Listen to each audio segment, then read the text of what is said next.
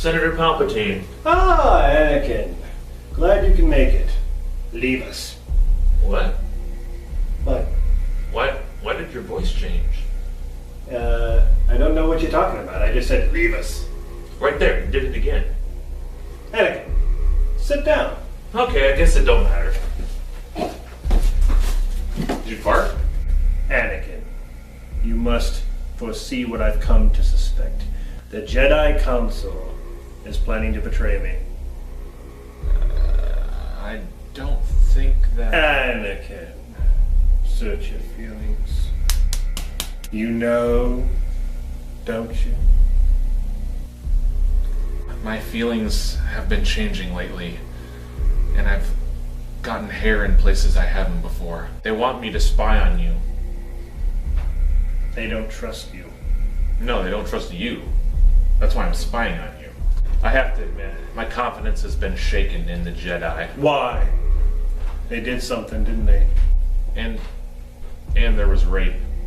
I don't know what you want me to say at this point. You ever hear of Darth Plagueis the Wise?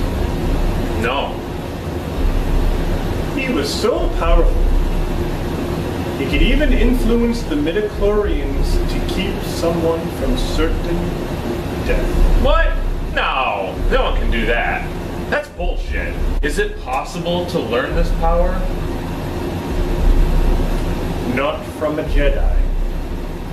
How can I stop Padme from dying? I keep having visions of her death in child labor. She's pregnant, by the way. I fucked her. I hate Mace Windu. He keeps making me sit down in the council, and he's such a dick. Thank you, Your Grace.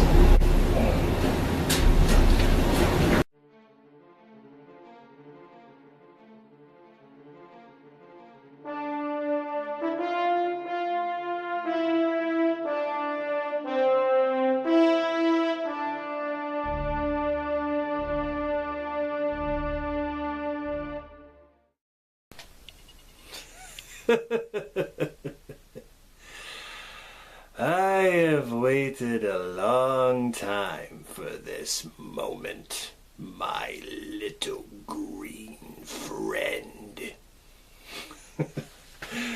What's up, guys?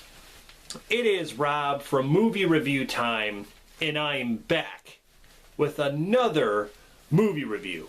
Continuing on with my Star Wars movie series marathon. Today we are going to tackle Star Wars Episode 3, Revenge of the Sith. Now, this is the film that people were waiting for. Certainly what I was waiting for. Because when it comes to the prequel trilogy, it is essentially the story of Anakin going from being a kid to a Padawan learner to a misunderstood Jedi who turns to the dark side. And the struggle with that character over those, over the 3 films is fantastic. It's a fantastic piece of storytelling. And essentially it is his films. It is his story arc. Came out in 2005, and I remember the hype for this film was even more great because people knew this was the last one before we get to New Hope. I mean, there might be some stories in between there, but this was it. This is where the rubber meets the road. This is where we get to see Darth Vader rise. And that's what everyone's waiting for. Like I said, it was just, God, it was so cool. They started releasing toys and stuff like Darth Vader figure, and they even had some behind-the-scenes featurettes that actually came out before the movie was released. They were marketing this movie everywhere. It was written and directed by George Lucas, of course, who actually began writing. He began writing the script before the production of Attack of the Clones ended. But George had the outline of how this was all going to go from the very beginning. You just got to fill in the little gaps along the way.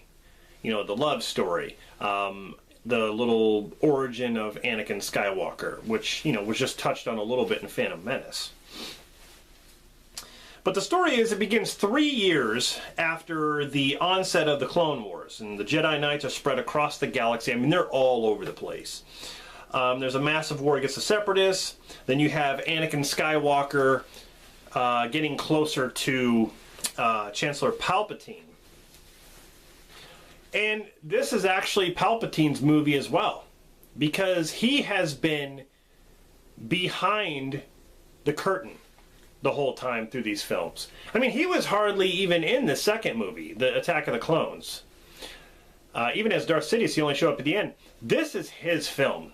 This is where he shines, in my opinion. He was fantastic. I mean, this was amazing. To go over the cast here, we got Ewan McGregor, who returns as Obi-Wan, and he has a different look to him. He is a Jedi Master, he's on the Council, but he has short hair with the beard. And he just reminds me of a younger Alec Guinness. Well, hello there. He even says that in the movie. I don't really like this. I don't know where this has come from, but I don't know where he got that. Ewan McGregor, amazing as Obi-Wan. This is the movie I think he shines the most, and I like him the most. Hayden Christensen as Anakin. He was actually praised for his performance more than he was in the Attack of the Clones by, I guess, critics themselves. But me personally, I thought he shined more in Attack of the Clones. I thought his acting was actually better in Attack of the Clones than it was here, because in this movie he's kind of off and on. Some of the dialogue he says, like, "I pledge myself to your teachings. What have I done?" Just, it's bad writing, but it's bad delivery.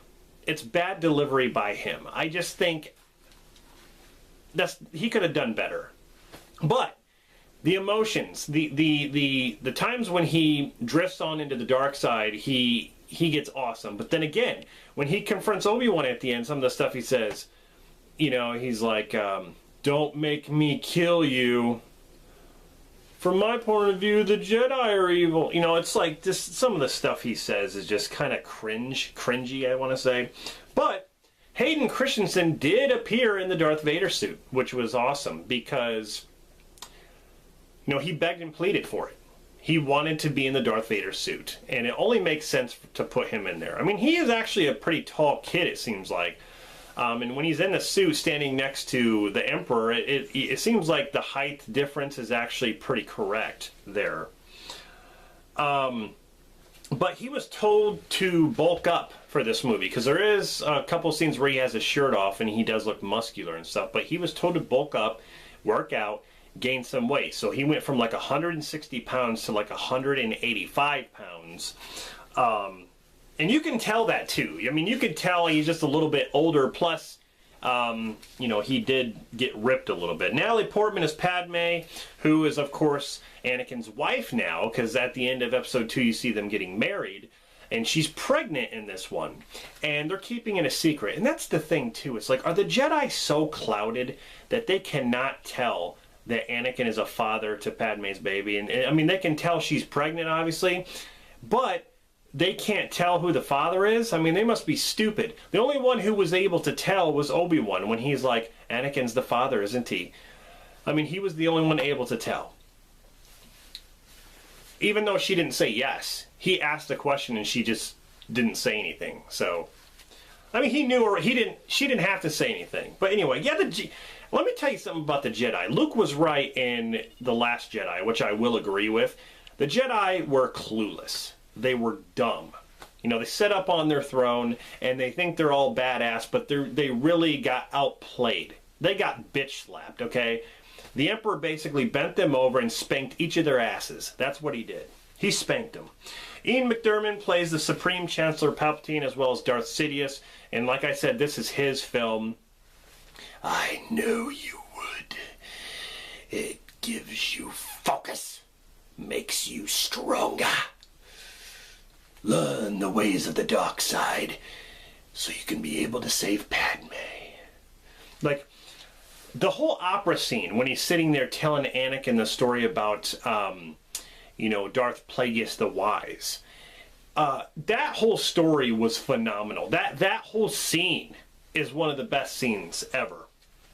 And we even get to see the Emperor with a saber. That has never been seen either. That is awesome. A red saber. But you got Samuel L. Jackson as Mace Windu, who sort of acts like a prick in this one. I mean, he tells Anakin to go spy on Palpatine, but at the same time, Anakin comes back with information, and Mace Windu doesn't even want his help. He just says, stay here. It's like, you know, at first he doesn't trust him, and then he tells him to stay there. It's like, you know, screw you, Mace Windu. Like, you deserve everything that happens to you then, you know? Anakin shows up anyway, but I'm saying the point is that Mace didn't even trust him. So, but he has a pretty cool sword fight, or a lightsaber fight with Palpatine. So, Jimmy Smits as Bail Organa has a little bit more to do in this. I like how he's on the Tantive 4, which is actually in, you know, that's the New Hope ship that they end up on. Christopher Lee is Count Dooku, who has a small appearance in this. I didn't really care for him in this movie. It was just sort of not needed in a way, because the whole like first hour, or even like the first half hour of the film, is basically a rescue mission. So it goes on for a long time, actually. Christopher Lee, you know, he pretty much bites the dust. Anthony Daniels, C-3PO, he's basically Padme's personal droid because she's pregnant and stuff, and he helps out. Kenny Baker's R2-D2, of course. Frank Oz is Yoda, who has an awesome fight with the Emperor. He steals the show. I mean, Yoda stole the show in Episode 2, but the fight in this one is way better. It is way better. You know, the force power duel and then the lightsaber duel. You know, if so powerful you are, why leave? Yeah, just fantastic. This was actually the first Star Wars film to receive a PG-13 rating, because there are some things, especially in the third act, that happen that are kind of grueling, and I can't even believe they went that far. I mean, Anakin, you know, he's burning up and he's limbless and he's on fire and he's got burns all over the place. He just looks like a big turd laying there on the side of the bank as the Emperor comes down and tries to salvage what's left of him. But you get to see the struggle. He's been through hell. Anakin has been through hell. He lost his mother. He's gonna, you know, he's gonna lose his wife, and at the same time his kids, you know, are gonna be born. He's not gonna know. But then at the same time, he has basically been dismembered, you know, by Obi-Wan, and now he's basically more machine than he is human. He's gone through hell, man. And he's burned too. John Williams did the music. He created Battle of Heroes. Battle of the Heroes was the theme, and that's what I like about the prequel trilogy, is that each movie had a certain theme. Duel of the Fates was Phantom Menace. Across the Stars was the Attack of the Clones, and then this one was Battle of the Heroes, which was really, really awesome. There's the epic sword fight. Or why do I keep saying sword fight? It's like, yeah, they brought that culture into lightsabers, but I keep saying sword fight. Lightsaber fight at the end of the film was the longest lightsaber fight in Star Wars history, and they had to practice. You know, Hayden Christensen and Ewan McGregor had to practice a lot for it, and it was really, really fast paced. Actually, it brings me back to Phantom Menace when Ray Park and Ian McGregor were doing the sword fight. What? Again, sword fight. When they were doing the lightsaber fights, that was actual speed when they were all fast. That's actually not the camera sped up, and people would like to think that, but Ewan said himself that was actually regular speed that they were doing. So anyway, there was a budget of $113 million, and it made $848 million at the box office. So yeah, it made a pretty good chunk of change, and like I said, when it comes to the prequel trilogy, 99% of people will say that this is their favorite of the prequels. And I myself love this movie. I want to say I like it more than the other two prequels, but I do like it more than The Last Jedi and Force Awakens as well. I think it's just a great Star Wars movie. It connects everything. I mean, you know, Vader's story, we get to see him finally turn into Vader and stuff like that. You know, that's really awesome. It actually broke several box office records during its opening weekend. I believe it was the highest grossing film in 2005 at the time. But, you know, like I said from the beginning, George Lucas had the outline of this movie. It was already set. He knew how it was going to end. He knew how he wanted it to end. So many Easter eggs and things. I mean, you have the Millennium Falcon Easter egg in this when they're at the spaceport. And, you know, it's a very quick shot. It's very quick. Some things I didn't like. I didn't like General Grievous. I thought he was kind of a dumb character. Obi-Wan pretty much spanked his ass. No matter how many lightsabers he had, he still beat him, which shows how good Obi-Wan is. I didn't care for General Grievous at all. I didn't like his coughing. It's like, you know, take a Hall's cough drop or something. Just stop doing that. I prefer Count Dooku over him. But anyway, it was the Emperor's movie. We still didn't get to see some of the other Jedi, as far as we didn't get to maybe learn about them a little bit more before they were all killed off. You know, Plo Koon and Ki-Adi-Mundi. No mention of what happened to Yaddle. I'm sure that character's gone. But Order 66 basically, you know, once the Emperor basically shows himself, he orders the clone troopers to turn on the Jedi, kill all the Jedi off, and that's how he creates his galactic empire. And we all knew that was going to happen, because as soon as the clone troopers showed up in Attack of the Clones, we knew that that is what they used as stormtroopers in the beginning. I mean, it makes sense. You know, Palpatine had this plan from the beginning. You know, once he was caught, then it's like, you know, screw it. I'm just going to go out with a bang and just, you know, basically do that. But that was really, really cool. That's a good piece of storytelling there. I mean, it really shows you, you know, what they can do with certain characters, and then throw in a good plot twist. A good plot twist, so to say. But yeah, you know, Chewbacca and the Wookiees on the planet of Kashyyyk. And that was kind of cool to see, you know, the home planet there. And Yoda actually has good relations with them. Yoda actually fights a lot. He fights with Obi-Wan at the Jedi Temple and stuff. And, you know, when I was talking about PG-13, there's actually, you know, Anakin killing younglings. Even though it doesn't show it, it shows younglings dead. And then it shows one youngling fighting back.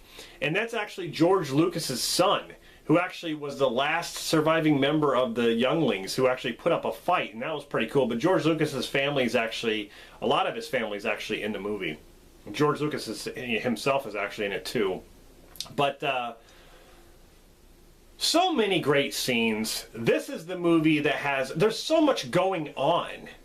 I mean, the ending, a lot of people would think it's rushed when Padme basically gives birth to Luke and Leia, and Jimmy Smits takes her, you know, Leia back to Alderaan, and you know, watches over her. And then Obi-Wan takes Luke to Owen and Beru, Lars, on the moisture farm there.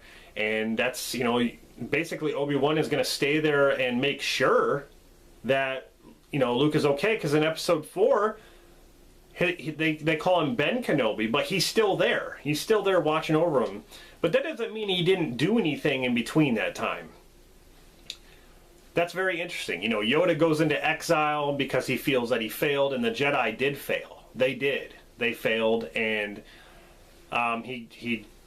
you know, he's going to go into hiding. But they tie up the loose ends in the movie to kind of, you know, make it connect with the other movies. So, yeah, this was a brilliant film, minus some of the acting and some of the characters, I guess. This was really, really good. As far as the CG goes, There are only a couple things, but they're kind of nitpicks. I really won't get into it. Just a couple of CGI things, but that have to do with the environments and maybe some of the characters.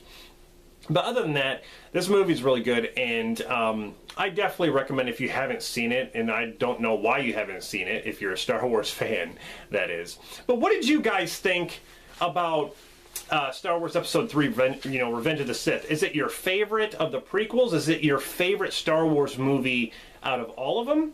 Let me know in the comments. And I do thank you guys for sticking with me here. I know I haven't been putting these out as fast as I should be, because I'm probably going to see Rise of Skywalker first before I even finish all these. I just haven't had time lately to actually do them, but I'm trying to get them done, and then, Dan and I are filming skits. I hope you guys are enjoying the skits as well. Just something fun to do. So, anyway, thanks for watching this, and stay tuned for my next review, which is Star Wars Episode 4, A New Hope. Anakin, search your feelings. You're right. You're right. I didn't expect that at all. Oh my god. You were like Rain Man there.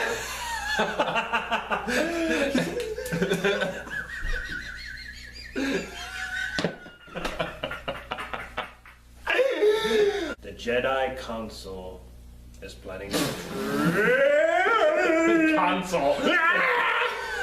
Console. The Jedi Council are planning to betray me. I mean, we're pretty clouded. I don't know how I can see Anakin, I can't see anything. you know, don't you? You clouded son of a fuck. You know what? Padme is a righteous cunt. I impregnated her. And I impregnated your mother.